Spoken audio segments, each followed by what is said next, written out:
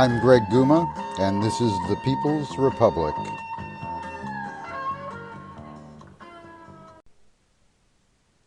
Impeachment. It's the word of the year, maybe the decade. But some of us have seen it before. 20 years ago, Bill Clinton was impeached, but not removed from office, for Oval Office intern sex. For Democrats, it was relatively easy then to condemn the sex and lying under oath, but reject the idea that it warranted conviction. Afterward, the biggest impact was the subtle damage that it did to Al Gore's 2000 presidential campaign. 20 years before that, Richard Nixon resigned and waved goodbye, but he wasn't impeached, he was merely threatened with it. Nixon had been caught running a private gang of political thugs. He had weaponized agencies and obstructed Congress until the evidence became overwhelming. Trump has already made that look trivial. But I'm actually looking past impeachment. Believe it or not, Trump won't be president forever, and although his departure will certainly be great TV, after that there will likely be smarmy claims that the system worked after all, or that now things will return to normal. Doubtful. Very doubtful. After Nixon was gone, and especially after his hand-picked successor, Gerald Ford, pardoned him, a deep disillusionment set in. Unfortunately, we're headed there again. In 1974, while attending graduate school at the University of Vermont, after watching the Watergate hearings for months, only to have Nixon and Ford sidestep accountability and undermine justice, I was in a funk. Then I heard that Ford would be visiting Vermont. Here's what happened. Sort of. On the night, I went presidential party crashing. October 7th, 1974. Burlington, Vermont. The Republicans ate roast beef. That was just one of the facts I wanted to verify.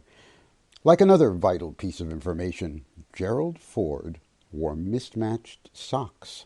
According to rumors, each morning he picked them out himself. When I finally did find out, Ford was sitting just above me, tucked behind the dais in Patrick Gymnasium at the University of Vermont. He had flown to northern New England to honor retiring U.S. Senator George Aiken, past Dean of the Congress. Ford ate his beef and vegetables in silent tribute. I was crumpled with my camera beneath his table, only inches from his blue and green socks. Odd. Or was I dreaming? Anyway, about midway through the meal, I pulled on Ford's leg. He passed me a potato and continued to chat with Aiken and the other Republicans. I tugged again, and he leaned down, ostensibly to retie his shoelace. "Is chili really your Watergate?" I asked him. "You're lucky I'm a friend of the free press," he replied. "You want some sour cream?" A few hours earlier, I had watched Secret Service men search reporters at the Vermont National Guard base at the airport. The concrete walkway near the planes had become a frisking ground by 6 p.m., a full hour before the arrival of Air Force One. As a local photographer reassembled his lenses, the blonde agent who had done the frisk leaned over him, carefully checking each film canister. The SS man looked like an Ivy Leaguer who had just joined the mob. Flashing a press card, I edged past them. The card was 4 years out of date. Then a rock-hard voice froze me in place. "Please move behind that fence." The face connected to the icy warning looked like tooled leather left out in a snowstorm. I smiled, shrugged, and began to focus my Pentax on the whole team of government studs. Leatherface noticed and immediately turned friendly. As much as he wanted to help out, he said, he simply could not let me through without the special white pass that I might obtain at the gym. At the gym, however, I discovered that only 10 Vermont and 10 national press people would be allowed to actually see the president, and all of them had been cleared by the SS a week before. Of course, a $50 contribution for dinner and speeches provided automatic clearance. This was the good old days. After dinner, Aiken rambled on for about 2,000 stuffed contributors. The meal had been prepared by the University Food Service. Aiken opined that this was the largest group of Americans who had ever eaten apple pie together, a veritable patriot's Woodstock. Personally, I was hungry and unmoved, still brooding about my rejection from the press pool.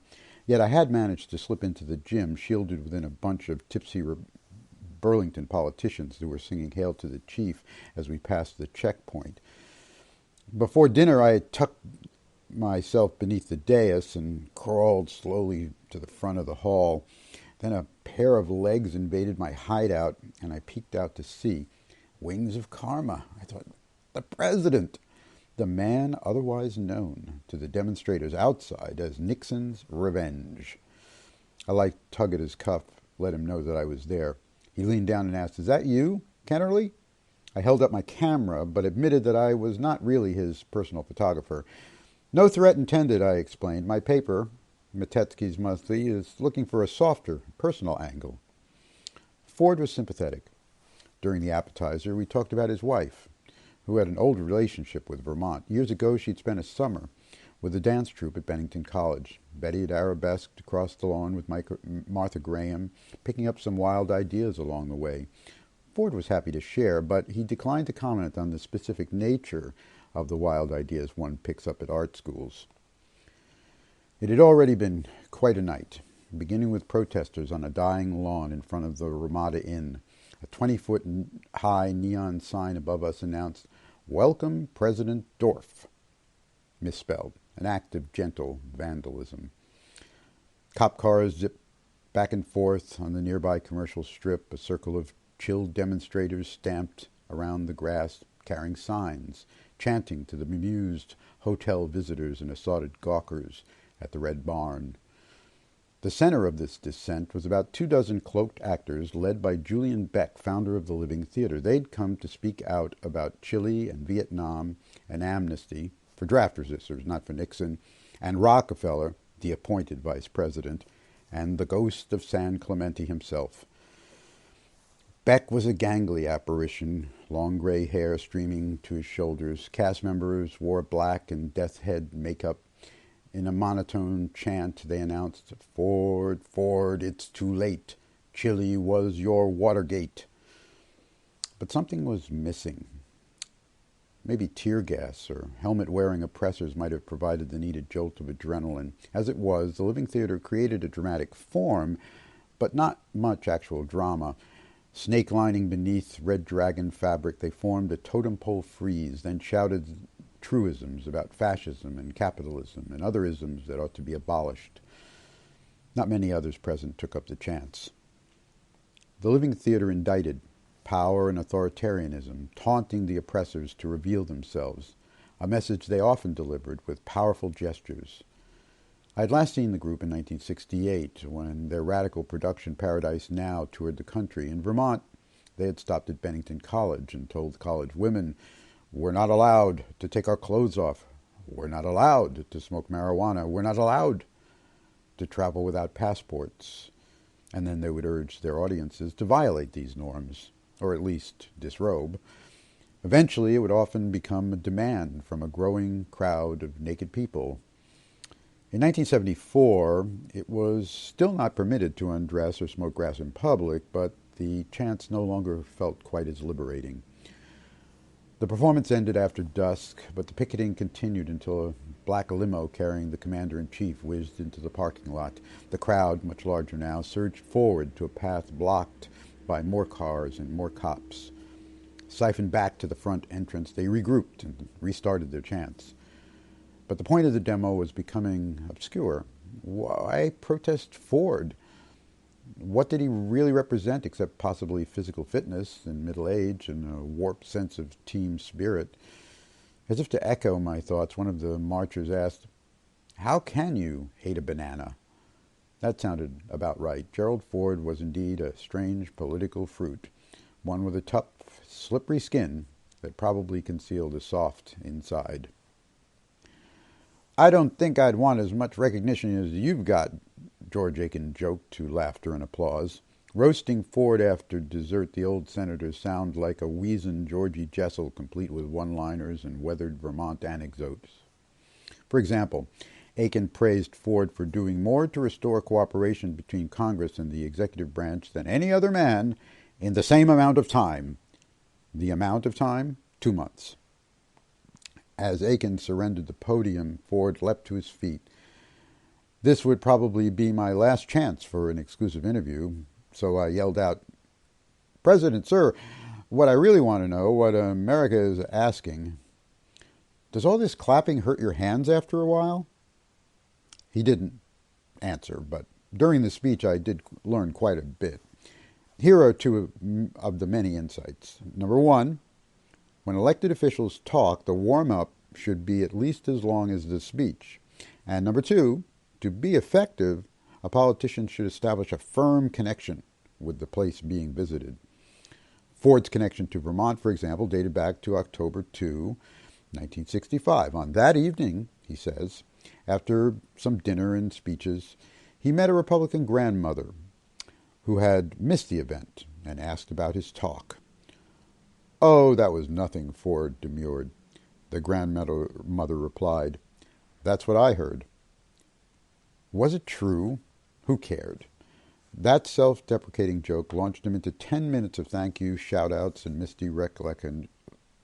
He had come to help celebrate Aiken Day. "He cuts through the chaff," Ford said, explaining in a phrase the connection between politics and advertising. Politicians are like cleaning liquids. Is chaff getting you down, spoiling your weekends, causing unsightly demonstrations? Try Aiken. But Vermont couldn't buy any more Aiken. He had taken himself out of circulation. Yet Ford was on the tribute train, and unfortunately some of his remarks also supported the rumor that after 30 years in Congress, Aiken was losing his mind. Oops. So Ford certainly did have a way with words, praising the breadth and the depth and the greatness of Aiken. He also explained that the Vermont senator was the only man he knew who could, quote, go into a store with $1 for 4 pounds of sugar and come back with change. Aiken protested, "I am not a crook." After a while, taking notes about all this felt more like doodling than journalism. Outside the gym, meanwhile, about 500 people were hearing about other issues from a few Vietnam vets. They explained that about 200,000 people who were underground in the United States would not go along with the limited amnesty proposal that had been offered by Ford, and they charged that Ford's pardon of Nixon was a crime, one that violated the former president's civil rights, not to mention just about everyone else's sense of fair play. Third-party candidates also delivered remarks as the chilled audience bought soup at 20 cents a bowl. Despite the weather, the protest leaders were optimistic. They were building a broad people's movement, they explained, and Ford seemed to agree. But for the president, this alternative political energy was a threat to the nation. Still crouched between the dais, my view was not typical. The demonstrators outside seemed preoccupied with strong leaders and thought these guys actually made things happen. If I had been helping with their protest platform that night, I would have suggested another plank. Boycott all of them. Nixon, Ford, Rockefeller, just stop talking about them. End authoritarianism by overcoming the obsession with so-called strongmen. They don't make change. We all do. By the time Ford got around to the issues, I was close to unconsciousness. Fortunately, there were only really 2 issues on his list. He talked passionately about public enemy number 2. Now, this dangerous bandit was actually a movement, the increasing number of independent voters. He had grave fears about the health of the nation and pleaded for protection from the 2, not 3, not 1, the 2-party system. In other words, 2's company and 3's a revolution. The politics of America is bound up in the 2-party system, Ford explained pompously. Exactly, bound and gagged. The congregation listened solemnly, however, to this sermon from the ultimate party man. His themes: stability, opportunity, and freedom. The second and third items were never mentioned again. But stability, now that created an emotional circuit that produced enthusiastic applause every time the word was spoken, and it was spoken more